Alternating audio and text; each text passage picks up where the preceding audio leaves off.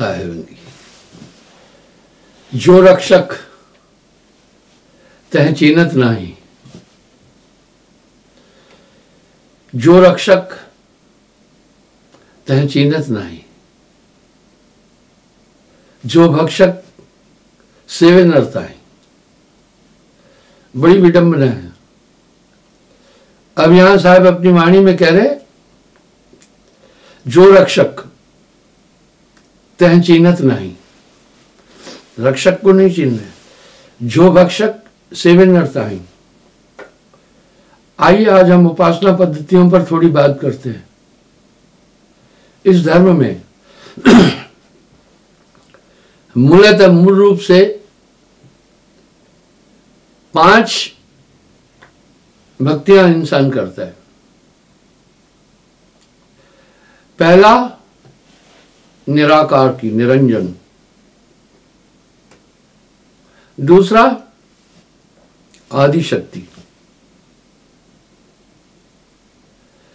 तीसरा ब्रह्मा विष्णु महेश, यानी 5 ये भक्तियां है। इसके अतिरिक्त भी भक्तियां है। कुछ कुल देवों की भक्ति करते हैं। भक्त कोई भी बुरा नहीं है, लेकिन हमें यह जरूर सोचना है हमें किस भक्ति से क्या प्राप्त होगा। उसके अतिरिक्त बस ये 5 मुख्य भक्ति है। उसके अतिरिक्त आदमी 5 भक्ति और करता है, पंच भौतिक तत्वों की। अब यहां साहब एक बात बोल रहे हैं, जो रक्षक तह चीनत नाही, जो भक्षक सेवे नरताई। कुछ लोग हैं कोई बात सुनने के लिए तैयार नहीं है। मैंने आपको परसों भी एक बात बताई थी कि अमेरिका अर्बन कंट्री से क्रूड ऑयल लेकर स्टोरेज करता है सी बेल्ट में।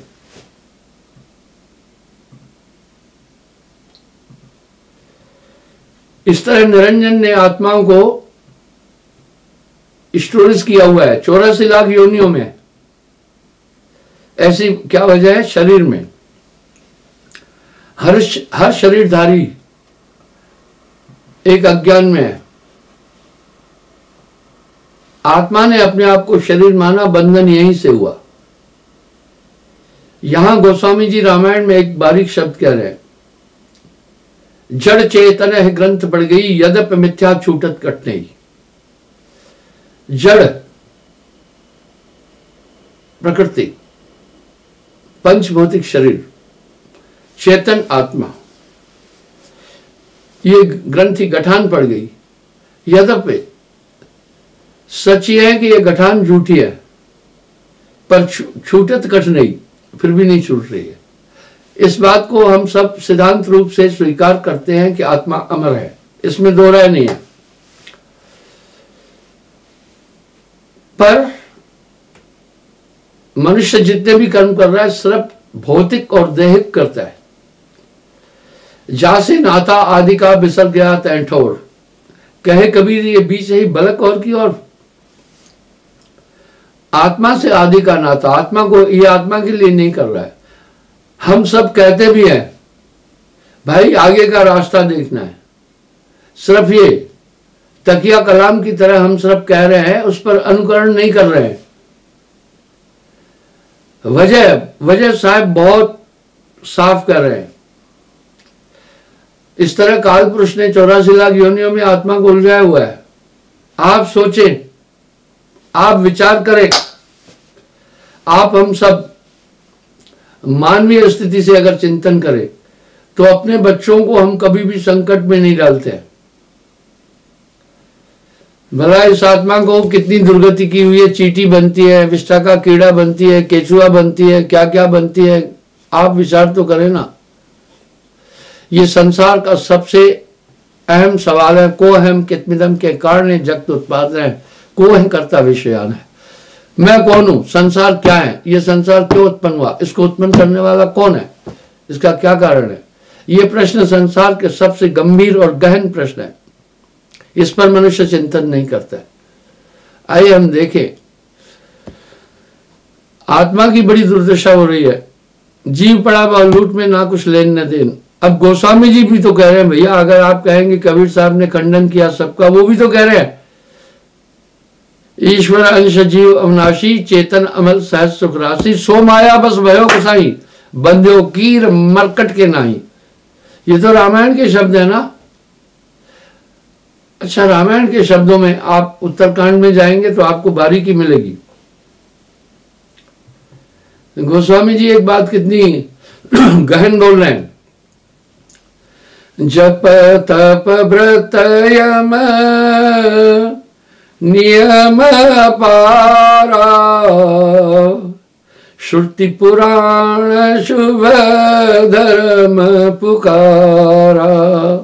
वाह, आदि यम के नियम है, श्रुति वेद पुराण आदि शुभ कर्म बता रहे। क्या गोस्वामी जी खंडित कर रहे हैं क्या? बिल्कुल। अगर आप देखेंगे तो गोस्वामी जी की वाणी में एक रहस्यवाद भी है, वो इशारा कर रही है किसी दिव्य ताकत की तरफ। अब आप यहां देखिए,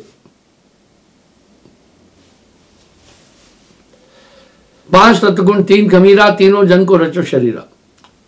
आखिर आदमी कुलदेव को क्यों मानता है? सुनिए, मरने के बाद भी कुछ अभीष्ट रहता है। आदमी पितरों की उपासना क्यों करता है? इस संसार में नाशवान होने के बाद भी कुछ नष्ट नहीं होता है, रूपांतरण होता है। केवल जगत के पदार्थों का रूपांतरण होता है, इसी का नाम विनाश भी कहा गया है। तो 5 तत्व गुण 3 खमीरा, तीनों जन को रचो शरीरा। यानी हम ये मानते हैं कि हमारे पुरखे पितृलोक में हैं। तभी तो हम सब पितृ तर्पण करते हैं, श्राद्ध करते हैं, उनकी बरखी मनाते हैं, उनकी पुण्यतिथि पर दान पुण्य करते हैं ताकि उनको मिले। इसी प्रकार से पहले आदि शक्ति के माध्यम से 3 पुत्र हुए, ब्रह्मा विष्णु महेश। साहब ये कह रहे, कहे धर्म कामिन सुनबानी, सो मैं कहूं ले सो मानी। अब निरंजन ने आदि शक्ति से कहा, मुझे श्राप मिला है लाख जीव रोज ग्रसने का, इसलिए तुम्हारे पास जीव बीज आए तुम पासा। बड़ा साफ साफ बोल रहे हैं।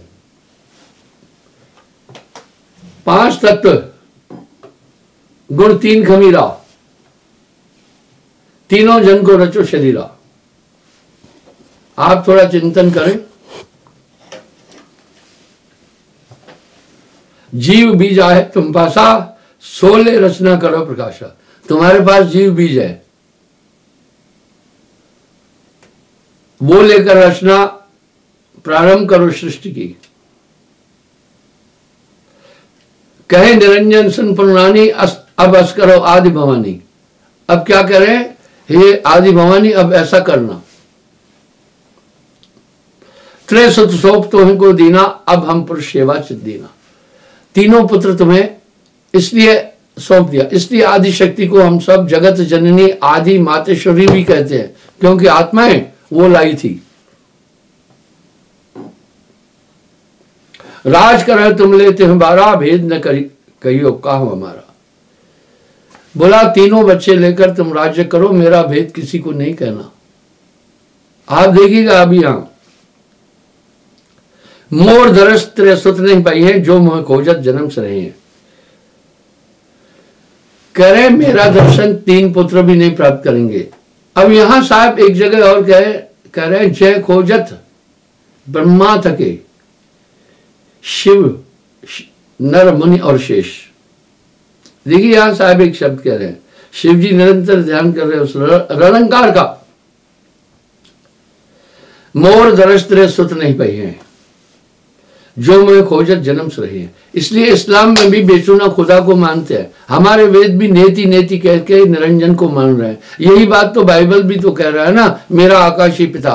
बार बार ईसा मसीह ये कह रहे हैं, मेरा आकाशीय पिता, मैं उसका इकलौता पुत्र हूं।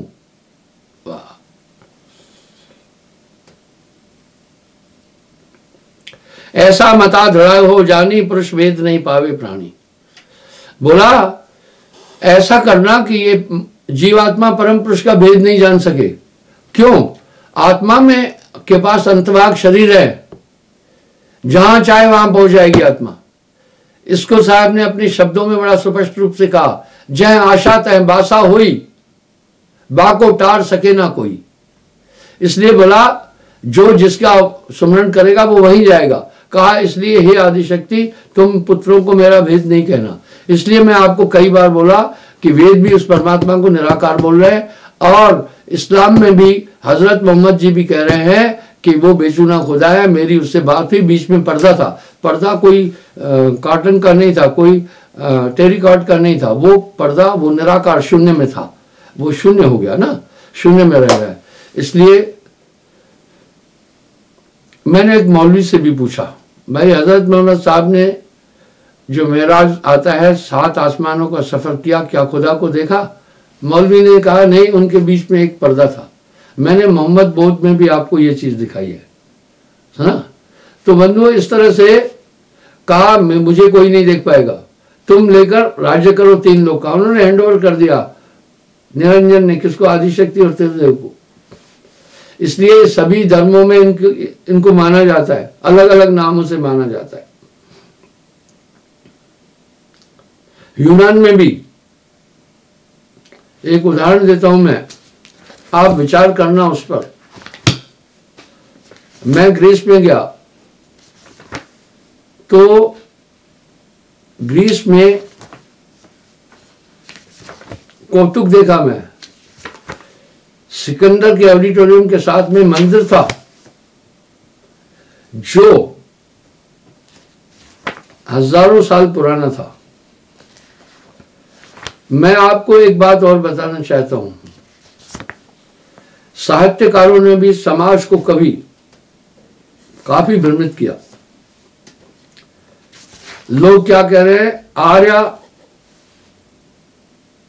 मध्य यूरोप से आए। बिल्कुल नहीं। आर्य, इसको आर्यव्रत भी कहते हैं भारत को, यहीं के थे। ये तो सिर्फ क्या हुआ, हम पर थोपा गया ये बात, और ये हमें बताया गया कि यहां की सभ्यता उन्होंने आकर चलाई। ये एक साजिश थी, सच ये नहीं है।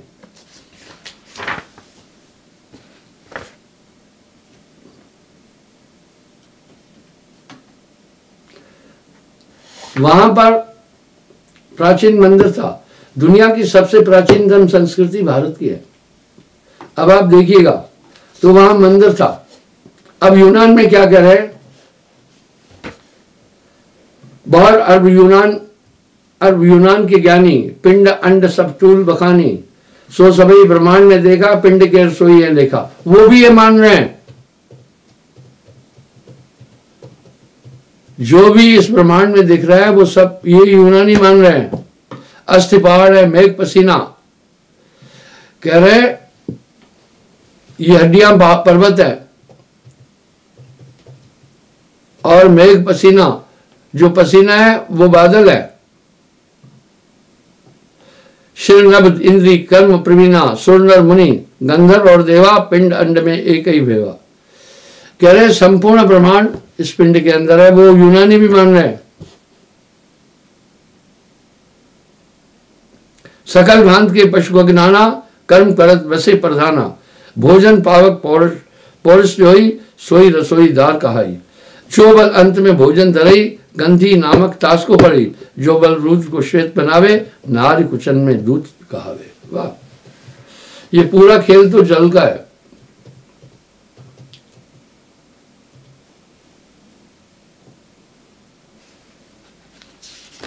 आगे क्या कर रहे हैं देखिएगा।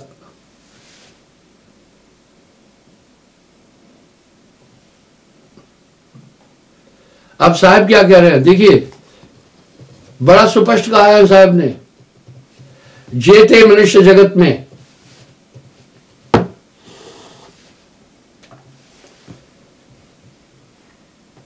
जेते मनुष्य जगत में, हिंदू सबकी आद।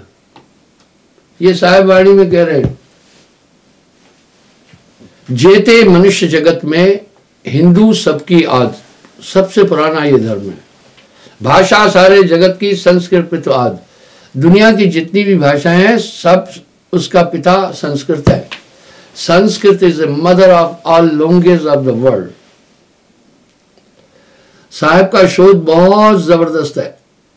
अब आगे क्या कह रहे हैं वो सुनिए। संस्कृत के शोधित जन को सोई पिता सर्वभाषण को, सभी भाषाओं के पिता है। संस्कृत के जो गुण अवगाहा ताकि नहीं कोई पाए था, विशाल भाषा है संस्कृत। वैदिक संस्कृत जो आई अब के पंडित समझत नहीं। अब साहब क्या कह रहे हैं, जो वैदिक संस्कृति है वो आज के पंडित नहीं समझ पा रहे। वैदिक संस्कृति जो आई अब के पंडित समझत नहीं। एक सूत्र के अर्थ अपारा, क्या सब निज मत अनुसारा। क्या बोल रहे हैं कि किसी भी श्लोक का जो अर्थ है अपने अपने मत के अनुसार सब बोल रहे हैं। मर्म न जाने अर्थ को सोई, यथा बुद्धि भाके बुध लोई। गूढ़ अर्थ जाने ब्रह्म ज्ञानी। अब क्या कह रहे हैं, जो ब्रह्म ज्ञानी है वो उसका अर्थ ठीक जानते हैं। गुप्त वस्तु जय कछु न दुरानी, जो ब्रह्म की प्राप्ति की हुए। संस्कृत वर्ण विचारो और न कहूं अस युक्त नियारो। कह रहे इतनी रिच भाषा है कि कोई भी भाषा इसकी तुलना में नहीं है। प्रथम संस्कृत को वर्णमाला और न कोई भाषा में भाला। वर्णमाला बड़ी सुंदर है। अगर अंग्रेजी में कहें तो तोताराम लिखो तो TOTA तोता। अगर कहें टोटा लिखो तो बड़ी रिच भाषा है संस्कृत। टोटा लिखेंगे अंग्रेजी में, उसको भी TOTA लिखेंगे, टोटा भी तोता भी। इसका व्याकरण उच्चारण बहुत रिच है। मैंने अनुभव किया, कई दुनिया के देशों में गया, फ्रेंच लैंग्वेज में भी संस्कृत मुझे नजर आई, अंग्रेजी में तो बहुत नजर आई, अरबी भाषा में बहुत संस्कृत नजर आई मुझे। मैंने कई बार उदाहरण दिया है कि यूक्रेन में मैंने हजारों लोगों को नाम दिया है। वो जीव को वो जीवा बोलते हैं, आत्मा को आत्मा बोलते हैं, ध्यान को ध्यानम बोलते हैं, वेद को वेदा बोलते हैं। आदि के अक्षर 12 स्वर को ब्रह्म स्वरूप जानिए तिनको। ये 12 स्वर अ आ इ उ ए ओ औ कंग औ अंग अ। राम रमित यह सब 12 ब्रह्म बसे ब्रह्मंडा। ये 12 ब्रह्म ब्रह्मांड। कथे कौन यह गुणमय मंडा, एक आकार से 12 स्वर है, एक आकार से 12 स्वर है। व्यंजन सकल को परम पितर है, सबके आदि है एक आकारा, ताते वृद्ध भय पुनभारा। 12 रूप आकार से बनिए, न्यारे न्यारे कारण ठनिए। इसी भाषा से संसार की जितनी भी वाणियां हैं वो सब निकली है। थूल आकार जो सूक्ष्म है सो सब वर्ण में रंभ गये। वासुदेव सब माए बिहारी, कोई साधु जन सके निहारी। निर्गुण ते सरगुण जब भयऊ, ताही को ककार कह कहू। जब अकार निज रूप कहाया, है ककार दश में दर्शाया। पुत्र पौत्र सही कथा न कर, क ख ग घ अंग देश में धर। पंच ब्रह्म रहे दश में द्वारा, तिनके पुत्र अंग पग धारा। इसलिए 4 दल कमल में भी जो इसमें शरीर में 7 कमल है, उसमें ये सभी अक्षर 52 अक्षर आ जाते हैं। तो बंधु आगे कह रहे हैं, अब द्वितीय विद कहो बखानी, आज संस्कृत जावे जाने। सर्व वेद की भाषा सोई, एक मिलान बखानो सोई। अब साहब यहाँ क्या कह रहे हैं, पूरी दुनिया की जो भाषाएं संस्कृत से मिलती है। सब यूनान के देवी देवा, हिंदू को पूजा और सेवा। वाह, हिंदू जाको श्री का गाए, सीरीज यूनानी बतलाए। उसको यूनानी सीरीज कहते हैं। इत जो देव गणेश पखानी, सो गोमत्स्य रूसी यूनानी। वो गोमत्स्य कह रहे हैं। हिंदू इंद्र को हिंदू कह देव पितर, उत जो पितर कह ला वज्र धर। हिंदू अन्नपूर्णा कह भागी, अन्नपूर्णा यूनानी साफी। वो भी अन्नपूर्णा कह रहे हैं यूनानी भी। संस्कृत में जो पितर कहावे सोई पारसी पितर बताए। संस्कृत में जो पितर कहते हैं वही वो पितर बोल रहे हैं। अंग्रेजी में फादर सोई, मातर मातर मादर कहिए सोई, भ्राता ब्रादर नाम कहिए। अब साहब क्या कह रहे, भ्राता, वो ब्रादर कह रहे, अब भ्राता उच्चारण नहीं हो पाया उनसे।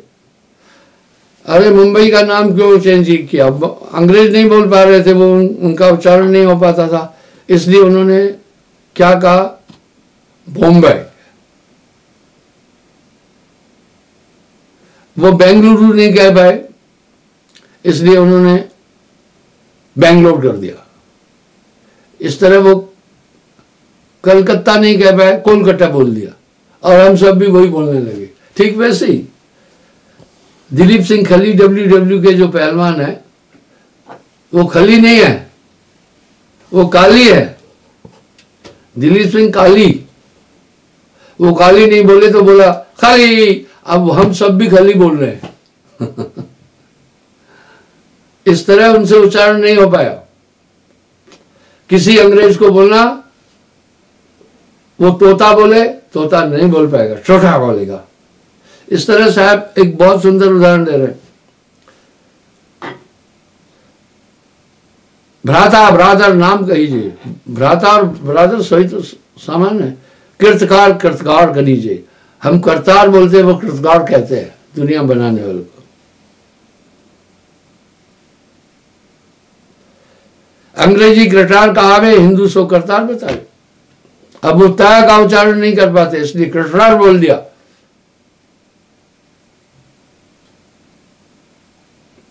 मैं संस्कृत सूरज भागा, अरबी माए नाम सोई राखा। अब्र संस्कृत बादल बोले, अब्र पारसी सोई खोले। संस्कृत में बादल को अब्र बोलते हैं, और ये पारसी भाषा में भी अब्र बोलते हैं। पुत्र संस्कृत स्वर्ण कहावे। अब साहब कितना सटीक उदाहरण दे रहे हैं। संस्कृत में पुत्र को स्वर्ण कहते हैं, अंग्रेजी में सन बदलाए, वो स्वर्ण पूरा नहीं बोल पाए, सन बोल दिया। पृष्ठ पारसी पुष्ट प्रमाणा, नैन सो अर्ब एन बखाना। वाह, नैन को अर्बैन कह रहे हैं। शिष्ट संस्कृत कीन बखाना, सो पारसी सरिस्त प्रमाणा। वो पारसी सरिस्त कह रहे हैं। द्वैता संस्कृत बेटी होई, सो पारस दुख्तर कह सोई। अब पारसी में उसको दुख्तर बोलते हैं ना बेटी को, और अंग्रेजी में द्वैता। जो डॉक्टर अंग्रेजी माए अश्व लो हर्ष कहा। संस्कृत में अश्व है तो वो हर्ष कहते हैं, अश्व उनसे उच्चारण नहीं हो पाया। सो डॉक्टर अंग्रेजी माई अश्व अश्व लो हर्ष कहाई। शब्द अनेक बकी यकताई, बुद्धवंत सो लेह मिलाई। अब साहब क्या करे, बुद्धिमान इसको मिला ले।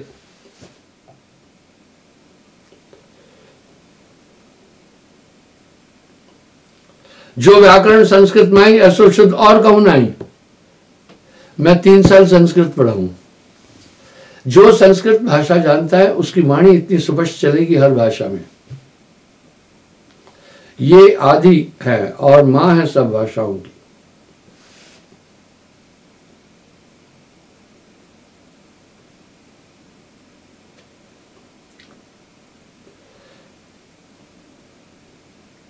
अब चौथे या भागो वेदा, सर्वशास्त्र के प्रथम है वेदा। अब साहब खुद कह रहे हैं दुनिया के अंदर जितने भी, अब यूं हुआ पाश्चात्य संस्कृति ने वेदों को महत्व नहीं दिया, वो सबसे प्राचीनतम ग्रंथ ही वो बाइबल को बोल रहे हैं। जो भी आदमी अपनी चीज को स्थापित करता है वो इसी तरह से कुछ करता है। आप गौर करें थोड़ा।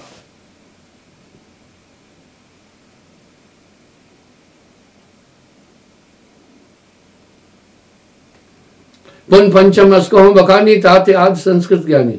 मुख्य नाम परमेश्वर केरा, संस्कृत की बोली में हेरा। यानी परमात्मा का नाम जो मुख्य है वो भी संस्कृत भाषा में है, और बोल में आवत नहीं, संस्कृत में शुद्ध गहराई। परमेश्वर और भाषाओं में बोल ही नहीं पाएंगे। साहब कह रहे हैं इसलिए वो भी शब्द संस्कृत में आया। अब छठे या विद्य सुनिए, ताते आदि संस्कृत सुनिए। सत कबीर के नाम जो चारी, चाह युग में भिन्न भिन्न उचारी। सत सुकृत मुनीन्द्र कहाय, करुणा में स्वामी बतलाए। कलयुग माए कबीर उचारो, चारों युग के नाम है चारों। अब आप सत सुकृत कोई बोल पाएगा जल्दी? जेते और कबीर के नाम सभी संस्कृत माए कहाऊं। सत्य सुसंवेद का यही अज हरिहर मथुरा दर देही। तीनों देव पिता सब नर के, तीनों लोग ब्रह्म हरिहर के। ब्रह्मा श्वास ते वेद पानी, उछले तीन देव मुखबानी। अब साहब समानता कर रहे हैं ब्रह्मा और आदम की। आप देखें, ब्रह्मा आदम एक है ही, सत्य कबीर वचन रस कही। महात्मा गांधी ने भी एक शब्द कहा, अल्लाह ईश्वर तेरो नाम। ब्रह्मा सावित्री नर नारी, आदम हुआ ताहे पुकारी। काशी सम कोई पुरी ना आना, देखो काशी खंड प्रमाणा। अब उसको अदन का बाग कहते हैं।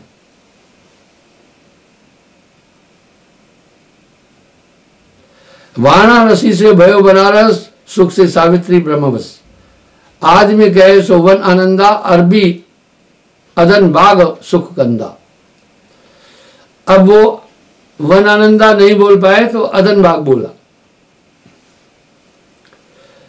उलट आनंद अदन को होई, आनंद नहीं उच्चारण हुआ अदन का। कहे अरब पारस के लोई, लोई कहते लोग। संस्कृत की बोली बहुतेरी, अरब लोग उल्टा कर देरी। अब साहब क्या करें, संस्कृत की बोली बहुत है पर अरबन लोग जो है उसको उल्टा बोल दिया है। वन आनंद बाग अदन सो भयऊ, जो वन आनंद बाग था उसको अदन कह दिया। वाराणसी बनारस कहू, अरब न संस्कृत सके उचारी, उल्टा सुल्टा सो कह डाली। बोला वो संस्कृत उच्चारण नहीं कहे इसलिए वो किया। अब आगे क्या कह रहे, मनुष्यव्रता नूह को जानो जानी, पढ़ ले बहुत सो राख्यो प्राणी। नाम बहुतेरे मनु नृपाला, रचो बचावन जीवते कादा। ताए बहतरा सकल चढ़ाई, ते अवसर जल पर ले आई। तब हरि दियो मीन अवतारा, दो सिंह निज शरीर में धारा। मीन रूप सो विष्णु बनाई, ताए बहतरा सिंह लगाई। बल विद बांधे बहतरा ताही, निज बल ते बल राख्यो भाई। इस तरह से ये जो हमारे शास्त्रों में है, ये भी अन्य धर्म के शास्त्रों में भी सेम आता है। मैंने एक बात पहले कही थी, आदि मानव भारत में आया पहले। मुझसे किसी ने सवाल किया, भाई जितने अवतार, जितने पैगंबर, जितने वो हैं, भारत में क्यों आए? भगवान के लिए तो पूरी सृष्टि है। अरे मैंने कहा भैया आप देखिए, दुनिया निसंदेह आदि थी, ये हिस्सा था ही नहीं। उत्तर अमेरिका और दक्षिण अमेरिका, कनाडा आदि नहीं था। ये तो इतिहास भी बताता है।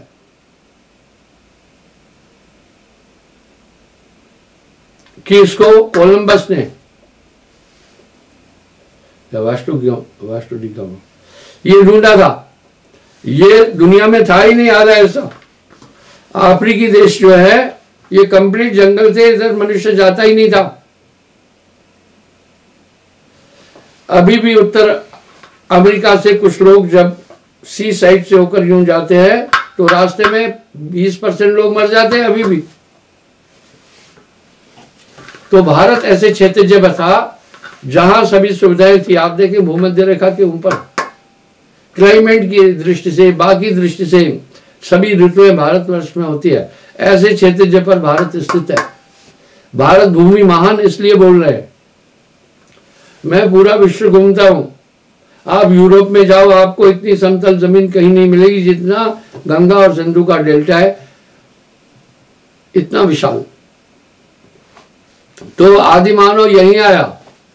बाकी 400 साल पहले तो आदि दुनिया ही नहीं थी। और अर्बन कंट्री में कौन जाता? रसिया में कोई रहता ही नहीं था, चाइना था ही नहीं, नाम ही नहीं था चाइना का, मनुष्य नहीं था। ये यहीं के लोग पूरी दुनिया में गए। एक चीज कहते हैं भारत विश्व गुरु है। वो इसलिए है कि भारत के ही लोग पूरी दुनिया में घूम करके यहां से ईश्वर का संदेश दिया था। उसी का बाकी सभी धर्मों ने अनुकरण किया। जब किसी से पूछो भाई भारत विश्व गुरु क्यों है, तो व्याख्या नहीं मिलती हमें, उसकी व्याख्या नहीं मिल पाती है।